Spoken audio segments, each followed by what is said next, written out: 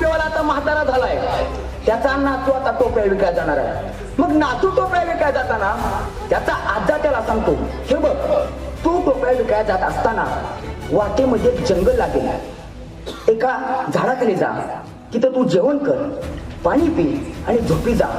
तू झोपी गेल्यावर काही माकडे येतील, टोप्या घेतील, झाडावर जाऊन बसतील. तू काही करू नको, मी जसं सांगतो तसंच कर. नातू म्हटला, आजोबा तुम्ही माझे आजोबा, तुम्ही जसं सांगाल मी तसंच करतो. आजा म्हटला, काही करू नको. सुरुवातीला त्या माकडांना दगड धुंडे मार, माकड तुला झाडावरची फळं तोडतील, मारतील. नंतर त्या माकडांना तू वाकडं दाखव, माकडं पण तुला वाकडच दाखवतील. आणि शेवटचा पर्याय म्हणून डोक्यावरची टोपी काढ आणि खाली टाक, माकडं पण डोक्यावरची टोपी काढतील, खाली टाकतील. नातू म्हटलं, आजोबा मी तसंच करतो. नातवानं टोप्याचं गाठोड घेतलं आणि टोप्या विकायला चालला. टोप्या विकायला जात असताना वाटेमध्ये एक जंगल लागलं. तो त्या जंगलातील एका झाडाखाली गेला, जेवण केलं, पाणी पिला आणि तिथं झोपी गेला. नातू झोपी गेला. काही माकडे आले, गाठोड्यामधल्या टोप्या घेतल्या, झाडावर जाऊन बसले. नातू उठून बघतो तर काय, सगळ्या टोप्या माकडे घेऊन गेलेल्या असतात. मग आता आजानं काय सांगितलंय तेच करायचं. मग नातू सुरुवातीला हातामध्ये दगड धोंडे घेतो आणि त्या माकडांना भिरकावून मारतो.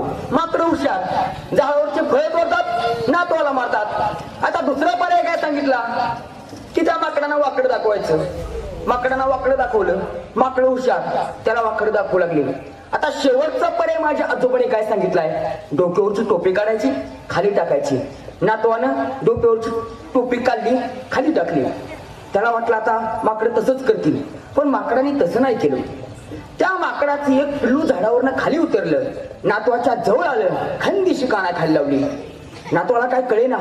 तो म्हटला, अरे बाबा माझी काय चूक आहे, मला जसं माझ्या आजानं सांगितलं मी तसंच केलं. त्यावेळेस त्याला माकडाचं पिल्लू म्हणलं, तू म्हणतो ते बरोबर आहे. अरे बाबा पण आजा काय तुला एकट्यालाच आहे का, आजा आम्हाला पण आहे की. आमच्या आजानं सांगितले सगळं करायचं, डोक्यावरची टोपी नाही खाली टाकायची, कानाखाली जाळ काढायचा. बांधवानो, मागच्या पिढीतली माकडं सुधारली, आपण कधी सुधारायचं, बदल कुठून करायचा, सुरुवात कुठून करायची. हा बघा, हा माझ्या हातामध्ये 15,000चा मोबाईल आहे. त्या मोबाईल मध्ये व्हॉट्सअप आलं, फेसबुक आलं, इंस्टाग्राम आला, लुडो आलं, आता पबजी आली, बरोबर आहे की नाही. ह्या मोबाईल मध्ये आमच्या वॉलपेपरला मी फोटो कोणाचा ठेवतो, करीना कपूर, करिश्मा कपूर, काजल, कॅटरीना, आर्ची. आता आर्ची काय आपल्या मामाची मुलगी आहे का, नाही ना.